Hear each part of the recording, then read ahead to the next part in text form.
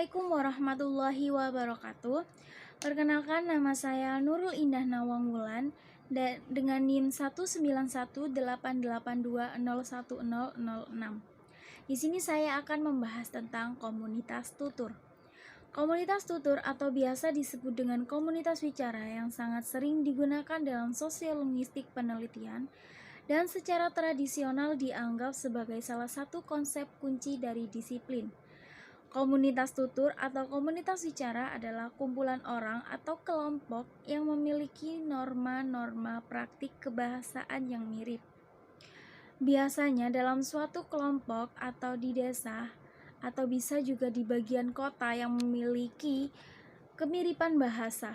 Misalnya, dalam suatu daerah ada sekumpulan orang melakukan percakapan formal maupun tidak, namun norma-norma kebahasaannya mirip. Bagaimana sih norma-norma kebahasaan yang mirip itu? Norma-norma kebahasaan yang mirip adalah satu bahasa dalam suatu daerah. Di sini saya akan memeriksa tentang pendekatan komunitas yang berpengaruh terhadap sosiolinguistik belajar. Jaringan sosial dan komunitas praktik dengan mempertimbangkan ketiga model komunitas yang berbeda ini. Perkembangan dari bagian fundamental ini dari toolkit sosiolinguistik dapat dirasakan. Perbedaan dan persamaannya antara kerangka kerja dapat disorot dan dinilai. Menjadi titik awal yang baik jika kita mempertimbangkan apa sih yang dimaksud dengan komunitas pidato itu. Nah, komunitas pidato adalah mengklarifikasi apa itu komunitas bicara. Tidak ada yang sesederhana dengan komunitas ucapan karena setiap individu memiliki bahasa atau dialek yang sama. Bisa saja pernyataan ini mudah dibantah. Yang sudah pernah warga tunjukkan bahwa bahasa Inggris dapat diucapkan di berbagai tempat seluruh dunia, seperti Afrika Selatan, Kanada, Selandia, India, dan lain-lain sebagainya. Penutur bahasa Inggris di daerah ini tidak dapat dikatakan sebagai komunitas pidato saat mereka berbicara dengan berbagai cara berbeda dan terisolasi dari satu sama lain. Misalnya, di India meskipun menggunakan bahasa Inggris, namun logat mereka masih logat India. Seperti itu. Wardock juga pernah mengatakan jika komunitas bicara didefinisikan semata-mata atas dasar kriteria linguistik semata, maka definisi seperti itu salah karena sirkularitas.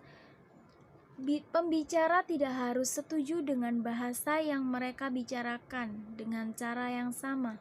Memang harus sama-sama sepakat dengan norma evaluatif.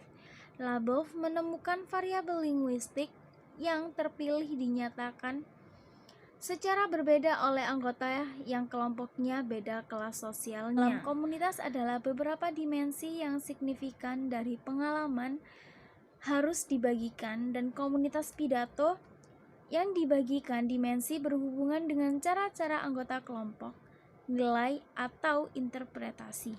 Pertimbangan jaringan sosial dan komunitas praktik yaitu dengan membawa outpoint berbandingan dan kontras dengan model komunitas bicara. Model jaringan memiliki kerangka kerja abstrak daripada konteks komunitas pidato ini berfokus pada ikatan sosial yang dimiliki oleh pembicara tertentu satu sama lain. Modelnya mengukur kekuatannya, dihitung dan mengklasifikasikan sebuah jaringan padat anggota satu sama lain. Jika tidak, itu longgar. Jika anggota dari keluarga yang sama, maka multiplexnya bertentangan dengan uniplex. Jaringan sosial cenderung mendukung norma linguistik lokal dan berfungsi sebagai metode penguatan norma. Tidak hanya dalam bermasyarakat pun kita harus mematuhi norma, dalam berbahasa juga harus mematuhi norma. Seperti kita pandai menaati norma-norma dalam linguistik. Nah, dalam berbahasa, selain norma juga ada yang dinamakan unggah-ungguh bahasa. Unggah-ungguh bahasa sama dengan norma dalam berbahasa. Berfokus pada faktor sosial termasuk ikatan kekerabatan dan hubungan kekerabatan individu disosialisasikan dengan rekan kerja mereka. Pernah menemukan bahwa laki-laki di Bali Margaret memiliki jaringan sosial yang terkuat dan menggunakan norma-norma vernekuler karena pekerjaan industri linen dan harus mengalami tingkat pengangguran tertinggi di dua lokasi lainnya.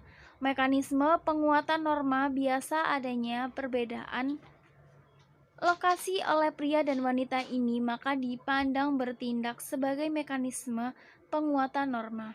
Kumpulan orang-orang yang berkumpul di sekitar keterlibatan bersama dalam sebuah kelompok berusaha keras, cara melakukan sesuatu, cara berjalan, hubungan kekuasaan, cara berbicara. Nah, untuk praktik dalam masyarakat, kita juga harus memiliki skill public speaking yang mantap. Maka dari itu kita harus bisa menaati norma-norma kaidah bahasanya.